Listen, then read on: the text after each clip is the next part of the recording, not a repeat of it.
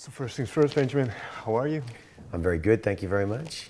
That's good to hear. So you have a new record out, and where I want to start with this, I was listening to Bad Card, a song that you just recently uploaded. Shall I help your manager? No. He's all right, he's all right. He wanted to know whether he could come in to give me some water or not. Thanks, dude. Oh, perfect, thank you very much. So I was listening to the song Bad Card that you recently uploaded, and in your verse you talk about kind of discovering reggae and what it meant to you. And so since this album is titled Roots, going back to the early beginnings, what kind of change did reggae make in your kind of musical development? So when I kind of got into music more like from a punk rock, metal kind of thing, you know, like when I was year 7, so I was 12 years old, that's when I started listening to music, Nirvana, Smells Like Teen Spirit. I got into Metallica, Faith No More. I was into that heavier sort of white music, I guess you could say. Sure. And my dad got heavily into, he was really into the Buena Vista Social Club when that came out around the same time. So he was always listening to this Cuban jazz, and I was always like, that's really cool. I always really liked it, but it was like it was so out of my world. And then I was into this band called Sublime, which is like a California sort of punk band. They do a bit of reggae-ish sort of stuff. And I was like, hey Dad, listen to this, it's reggae music, check it out. And I played it to him, he's like, that's not reggae. And the next day he came home with Bob Marley Legend, and he gave me on a CD. And I was like, oh wow, okay, this is real reggae. And I started listening to it, and it was kind of similar to my ears as the Cuban stuff. Funnily enough, they're only a couple of 40 kilometers distance, Cuba to Jamaica. You know, they're not that far away. Very different genres of music, but at the time it sounded the same, and I couldn't really place why or why not. And then, so I got really into that music, and that was kind of like my journey into understanding soulful music. And I came to this point because I was really into Radiohead as well, Rage Against the Machine, Limp Bizkit, Korn, you know, all this angry music. And then I was listening to this beautiful soulful black music, and I was like, why is it that all the white people are making angry or depressed music, and all the black people who are probably much poorer and are probably less privileged, definitely less privileged, why are they making such uplifting music? Why is it so beautiful and soulful and uplifting and positive? And that got me thinking about it. And so as I got older, I started getting more into jazz and into, you know, understanding things, not just punk rock, you know. And now that kind of distorted guitar sound, I don't really resonate with it. I was in a metal band for like 6 years. Right.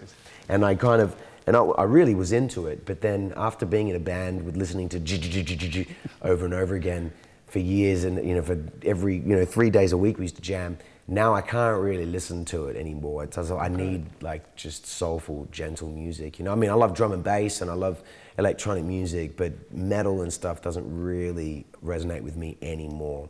And one thing you say about the music of Bob Marley being soulful, because one thing that when I discovered Bob Marley's music was, and I think you touched upon this in the song as well, but there was a lot of wisdom, those little Jamaican sayings, and it kind of made me look at life a little bit different. Did it have the same effect on you? Absolutely. I mean, reggae music, I was never really listening to the lyrics so much, but I definitely feel like there was something subconsciously instilled in me, because it's so much tougher. Reggae music is way tougher than metal, but there's no distorted guitars, there's no double kicks.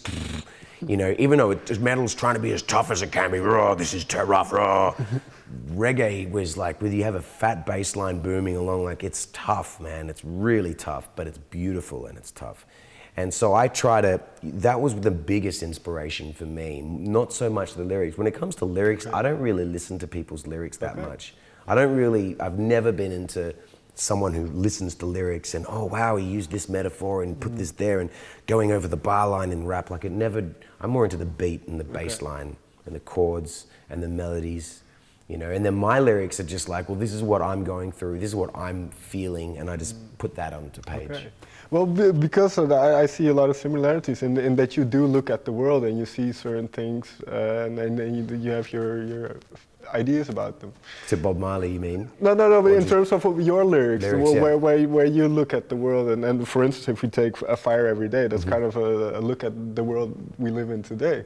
So how do these lyrics then come to you? Is it kind of very, very spur of the moment? It's one of those things. My brain is like this constant river of flow of the way I like to think about it is like there's this infinite consciousness all around us. I believe that consciousness is its own dimension, and we all connect to it, and we all have our own consciousness, and we all tune to that. But then you can also connect to this wider collective consciousness that we're all part of, and I feel like I have a really strong ability at connecting to that. So I don't really think about it. Okay. I just think to myself, what am I going to write about? And things will just pop into my head. Like I'll start more with like a melody and like a rhythm. So when I was writing Fire Every Day, for example, I had the beat playing, and I was like, and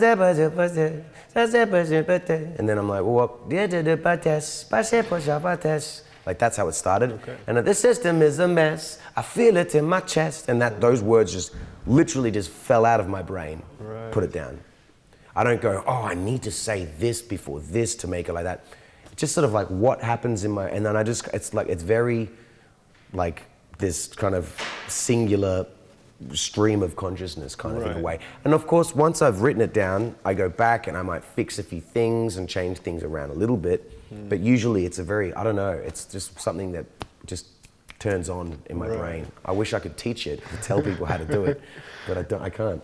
But it's a very natural way of doing it then, not trying to overthink things and just letting it be what it is. Yeah, and I think mainly, honestly, the more I devote myself to being thankful to this infinite consciousness, the easier it comes. Right, because I've heard you say that inspiration was never really an issue for you, that you always have stuff floating. I've always been able to tap into creativity, tap into inspiration, but I think it's also because I've always been an outsider. I've never been trying to be part of the group, you know?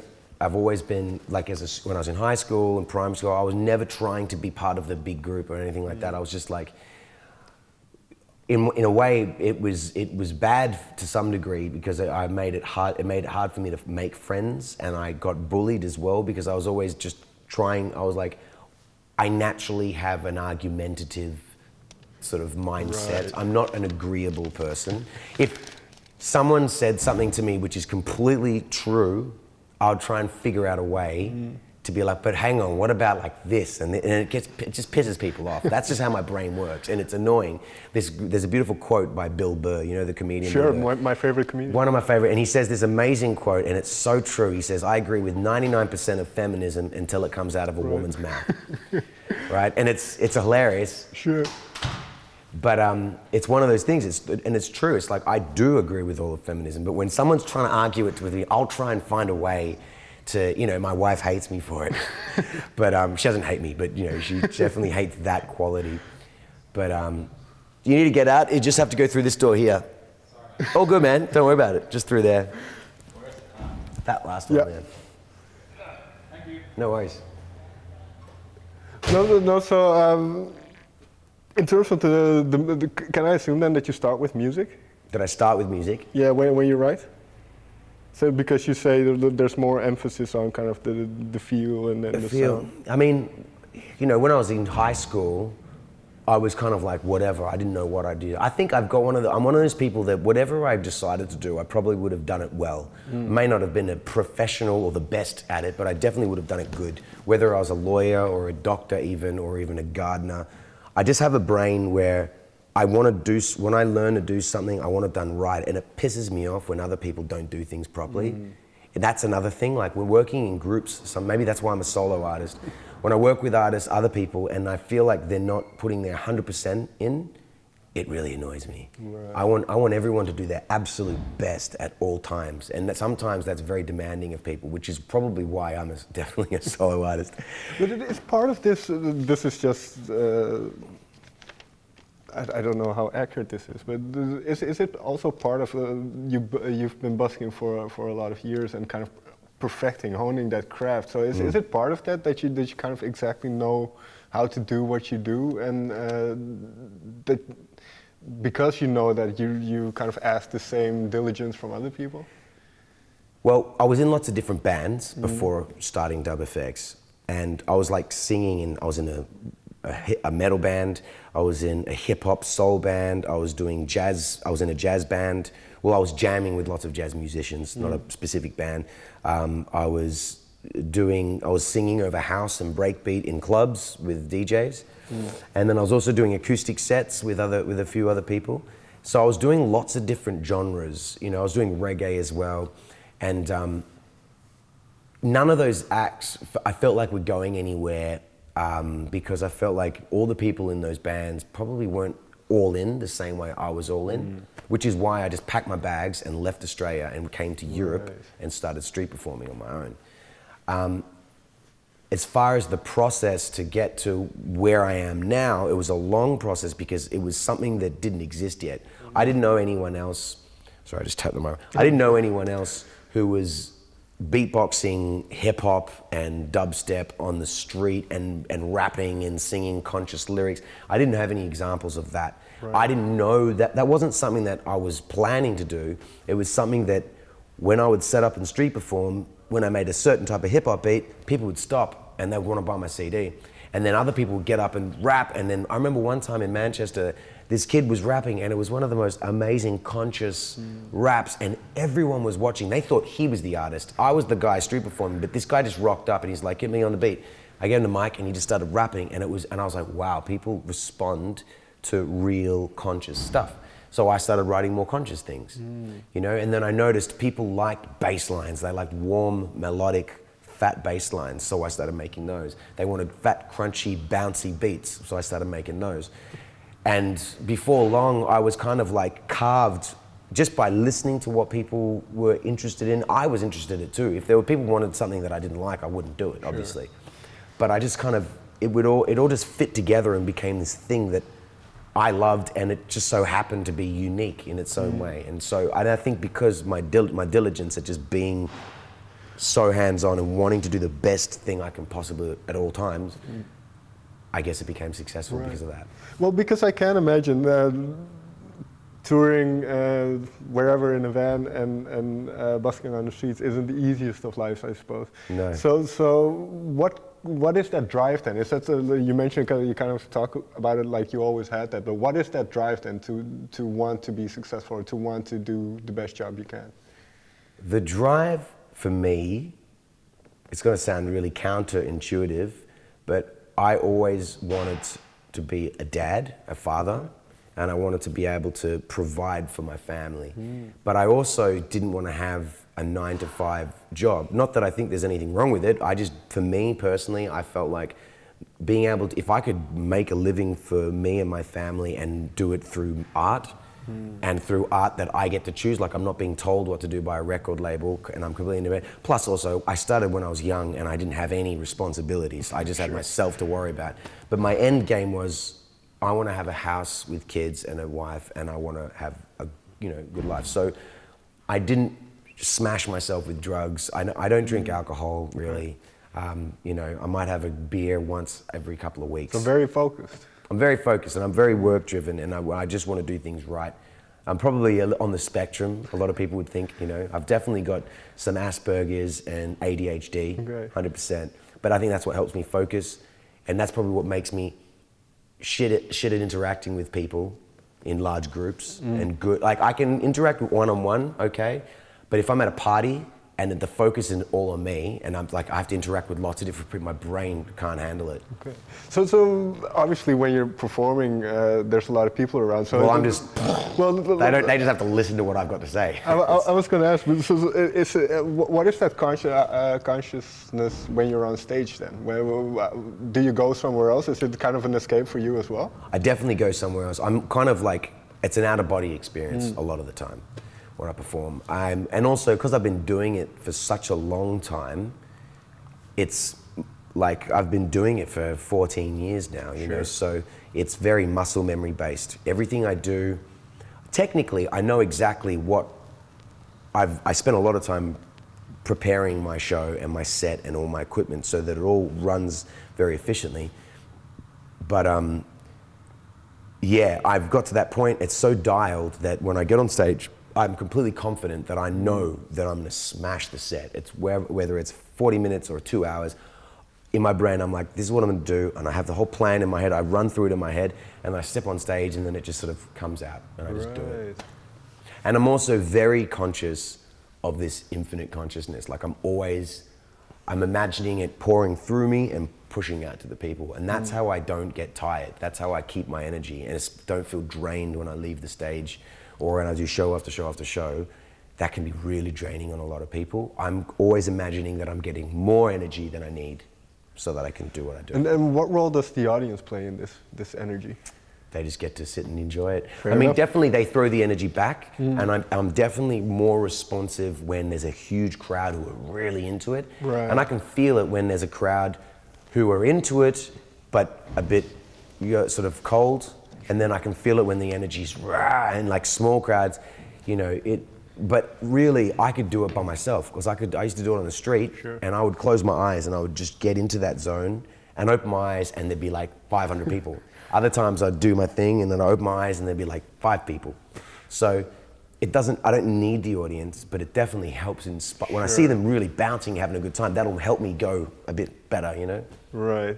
Well, getting back to the album, there's one song in particular I wanted to get into a little bit because from the start of hearing that song, it feels a little bit different than a lot of music that you make, which is Shotgun to me. Yep.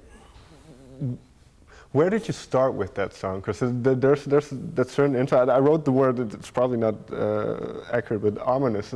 For some reason, it felt a little bit ominous, the intro and then the way kind of the song started. So what was for you the starting point of that track? It starts with, there's this sort of sample, which is of me, but it's like this. So that little sound there. What it is I recorded a loop on a different occasion over some other beat. I don't remember doing it even. And it was just this harmony thing that I looped. So normally I make a beat and I make some harmony sounds and I make a bass line and I sing over that, right? That's usually what my songs would be in a loop station. But sometimes I do something that I'm like, well, that was cool. That was something that will never happen again. So I save it. And then I'll take those files, those loops, and I put them in my computer and just leave them. And one day I just took those loops and I put them in a drum machine and I put the harmony loop and I put that on the key so I can go, so it'll be like, you're up the scale, you can play this loop and it goes faster, goes slower as you go down in pitch. And I was messing around with this one, I was like, oh, this is really cool. And I found this groove, so I recorded that. And then I put that with the steppers groove. I had the stepper beat already. Right. And I started playing with this harmony thing in this weird contest, and that was the beginning. And then I made the bass line.